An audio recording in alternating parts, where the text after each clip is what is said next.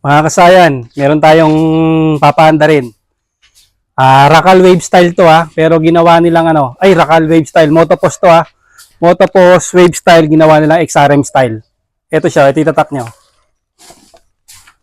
Ay, wiring daw ang wiring daw ang problema. Kaya lang sa tagal na ng pagkaka-stock, ito, nasira rin yung niya, Yan. Ibababa natin, tapos kakabitan natin ito. Saka natin lalagyan ng gasolina para malaman natin kung may kuryente ba o wala. Pagbaba namin ito, tsaka namin kayo babalikan. Last time, nalagyan na natin siya ng fuel filter tsaka ng fuel hose. Na siya. Tapos, tinanggal natin yung battery niya kasi zero balance na. Wala na, dead bat na. Dahil magulo yung wiring niya, gamit muna tayo ng battery. Lalagyan muna natin siya ng battery. Kuha tayo sa mga motor dyan. Para mas madali natin siya ma-troubleshoot. Tapos sira na rin yung susian niya. Ito yung mga wire niya. Gagawin natin dyan, hanapan natin siya ng ilaw kung may ilaw pang iilaw. Ang gagawin nyo rito ay pagdidikitin nyo itong red at saka yung yung black. Iti-test light muna natin kung may supply yung red. Lagay lang natin sa negative. Tapos check natin yung red kung may supply. Okay, meron. Para makatawid sa accessory wire. Hindi ito kill switch to, itong black white. Solid black. Pagdidikitin natin yung solid black.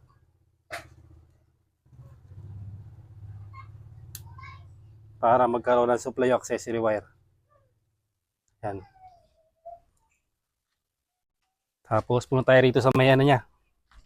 Kahit wag muna natin salinan to ng gas papalabasin muna natin yung kuryente.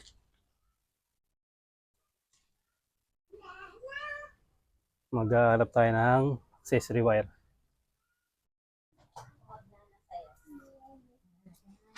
Kulay black kung tatawid ito. Black na ba to?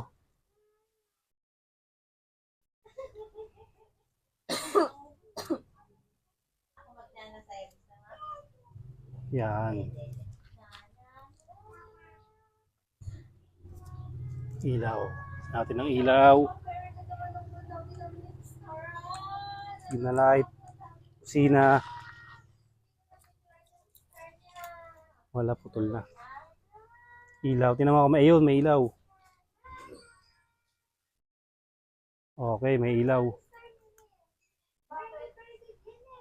Yan, may gumagana yung accessory niya. Kung tayo rito, titignan natin kung meron siyang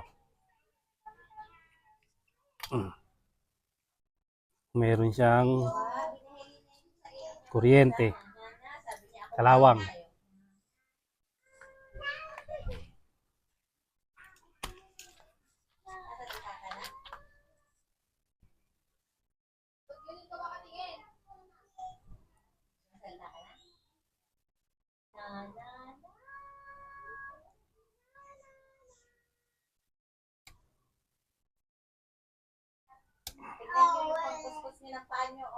Kalawang na kalawang. Tigas.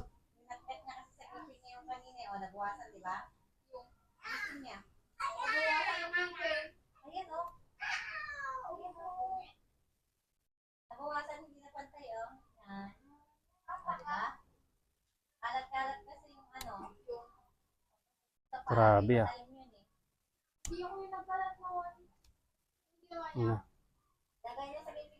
kunat. Para kapag magugulat ka na lang, masakit na. Nangingilo ka na. Pag ang ngipin nabawasan, nangingilo.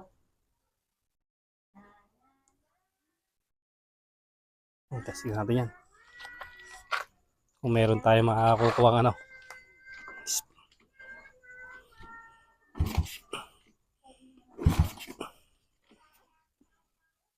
hawakan mo. Ikaw magtutok. Sige, walang kurente yan. Yan lang. Yun. Lapit pa konti.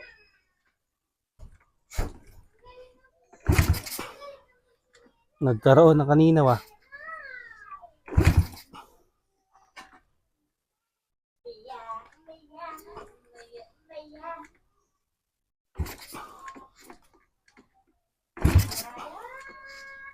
Kahit dito lang. Ganyan pwede yan.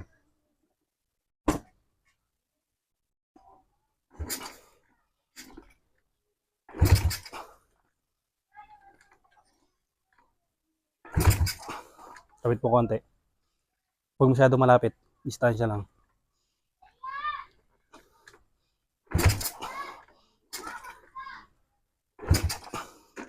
Okay, wala.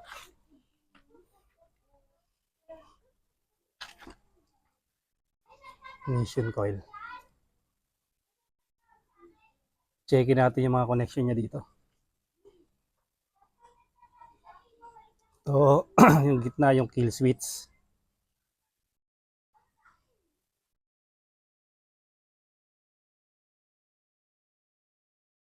Yun natin kung may supply yung ano, yung ito ignition coil to.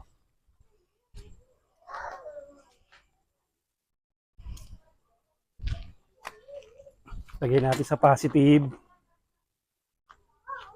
Positive ng test light. Tingnan natin yung pulsar ground at ignition coil. Kung may supply. Sa ignition coil sa may taas sa may tapat ng pulsar.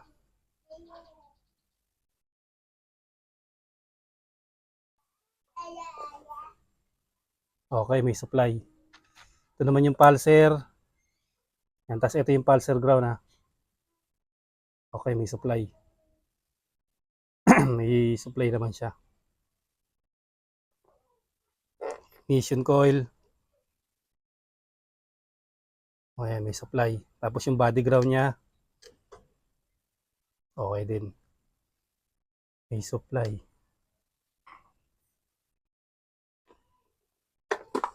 Pero dito lang dito.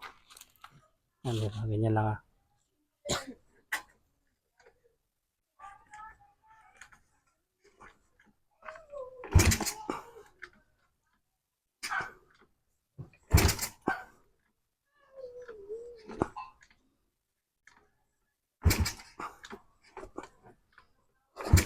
Okay, wala. Ang gagawin muna natin dito ay palitan natin ng 4-pin CDI. Ipo 4-pin CDI muna natin to.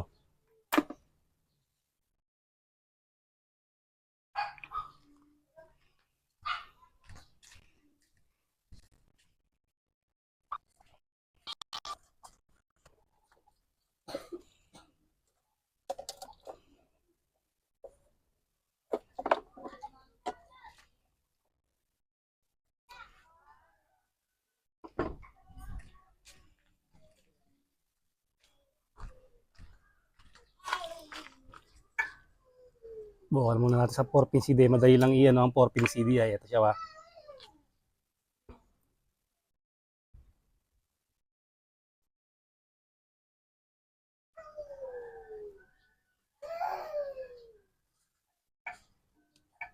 Ang kukunin lang natin dito, ito ang forma niya na.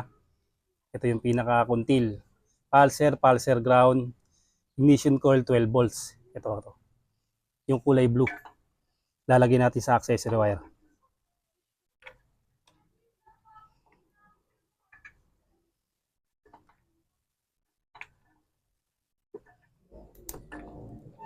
Masalimuot na kasi ang wiring nito.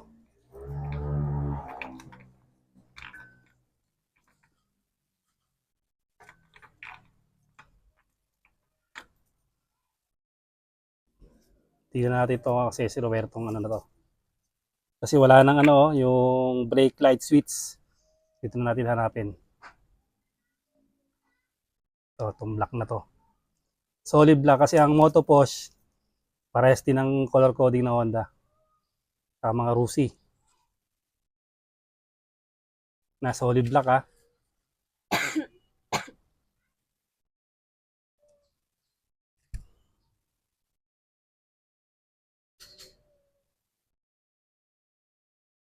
Yan. Solid black. Check natin.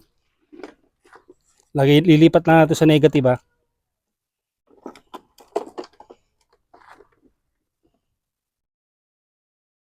Okay, meron. Nakarekta tayo kaya ano, kahit patay natin meron pa rin ha. Ayan, napansin nyo, napalitan na yung ano. Dalawa naman ang pwede natin gawin dito pala. Pwede rin ito yung iti-testing natin. Yung mismong ano, CDI.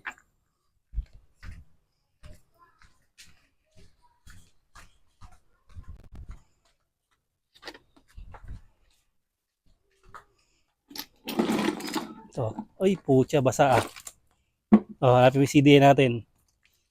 Okay, 5-pin CDI. Subukan natin. Para wala pa tayong kukunin.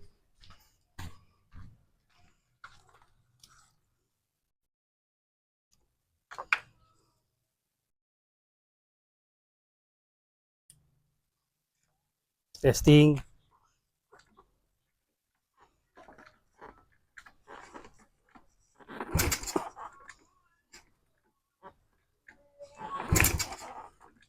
Isa. Dalawa. Sabit mo konti. Okay. Dahil lumabas yung kuryente, dito mo tayo sa CDI. 5-pin CDI ah. Tapos, sasalinan natin ito ng ano. Salinan natin ng gasolina, babalikan namin kayo ha. Hanap lang ako yung budo. Ito kasi pumasok na yung gas niya. Ayan, meron ako. Salinan na natin.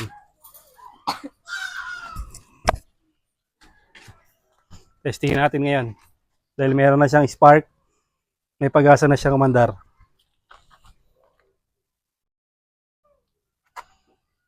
Tuktungan lang pala natin ito ng, ano, ng wire.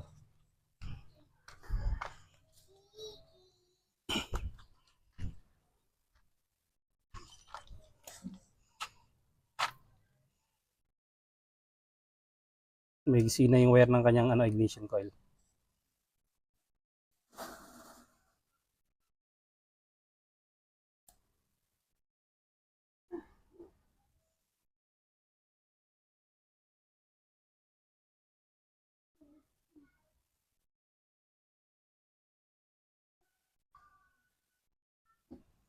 Tape tayo rito para di tayo mag-ground.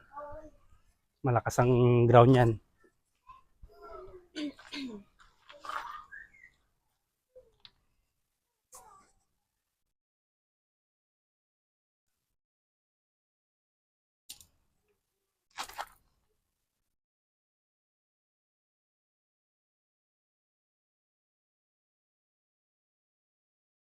Ganda naman pagka-stock.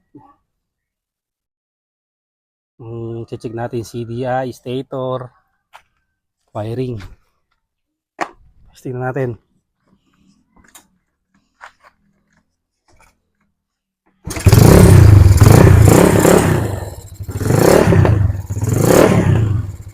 Wow, good start ah.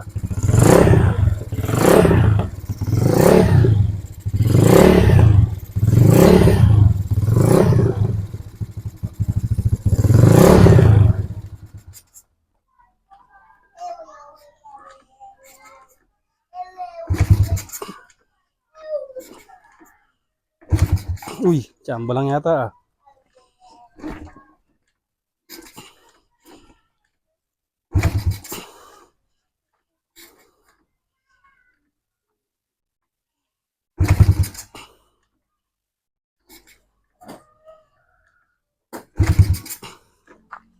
Takpan mo tong ano niya.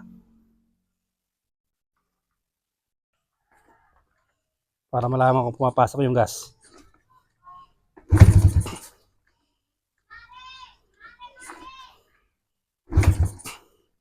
Ano, may gas yung kamay mo? Ito pa. Nga, alam mo nga. Okay, napasok yung gas. Wala.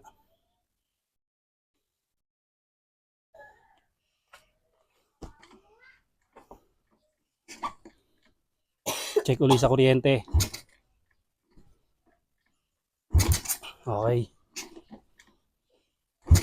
Okay.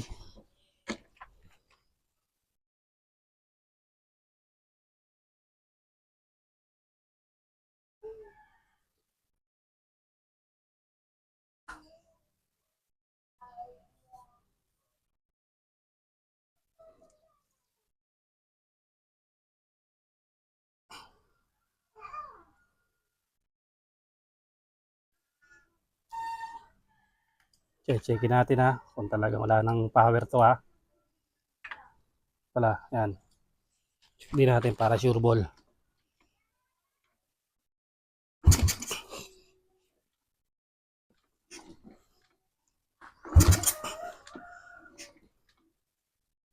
Pag na-ista kasi kaya kadalasan yung karburador. Okay, wala na talaga.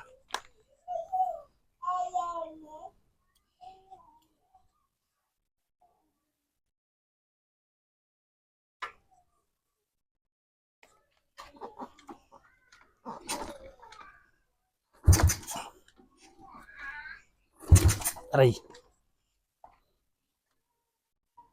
Pumitik ang kuryente.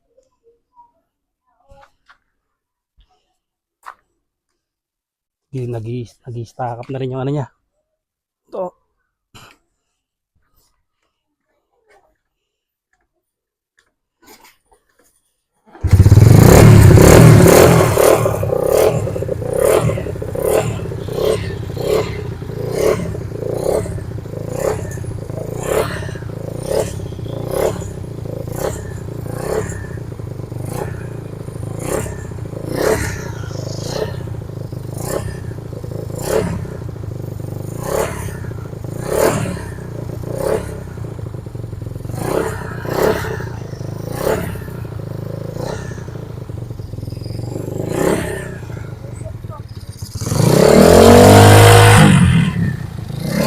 Usok.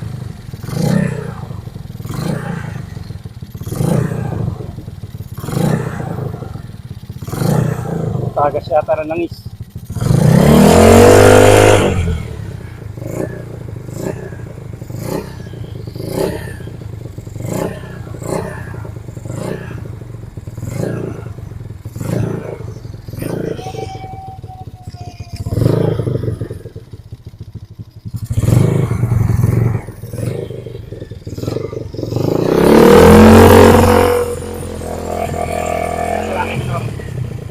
Sige.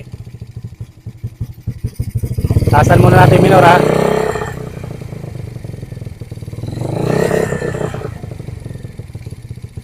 Ayan.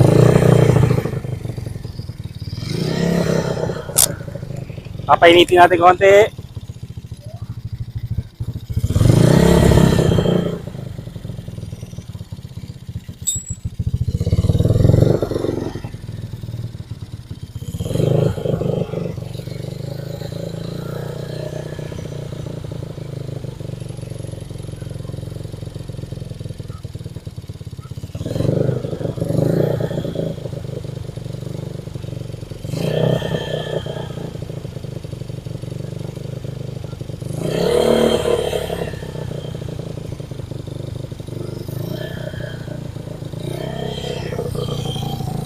Okay, meron mo lang. Kaya mo lang. Papainitin lang ng konti para makukuha natin kung magkano siya.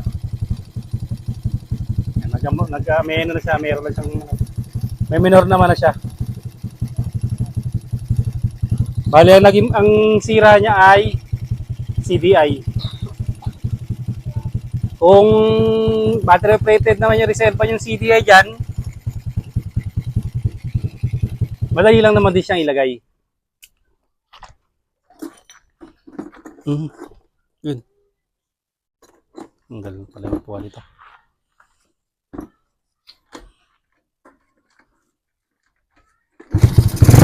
Okay.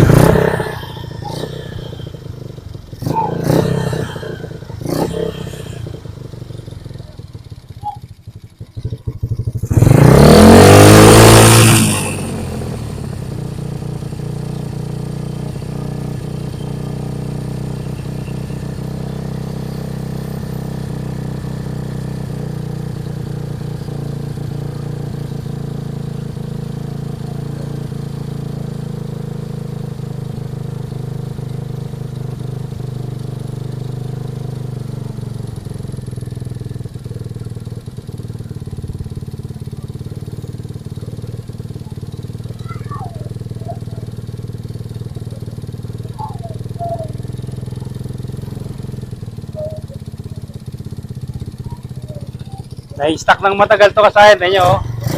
Ayun, maandar na.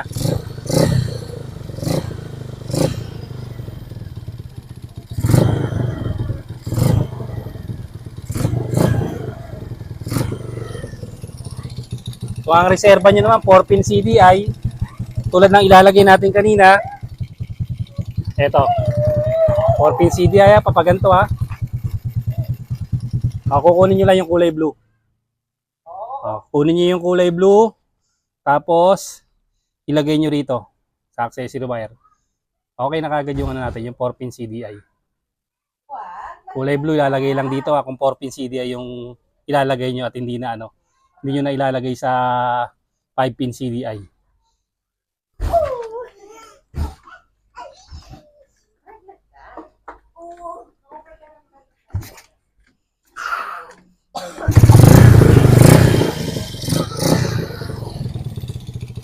Ganun lang, kasahin, paanda rin yung na-stock na motor ha. Na Motopos, kahit anong motor naman to. Ito, Motopos Wave Style. Check lang muna yung mga kuryente niya.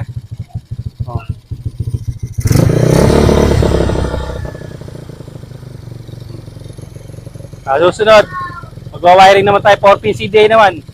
Kung gaano kabilis mag-convert ng 4-pin CDI. Hanggang dito lang mga kasayan, salamat sa panonood.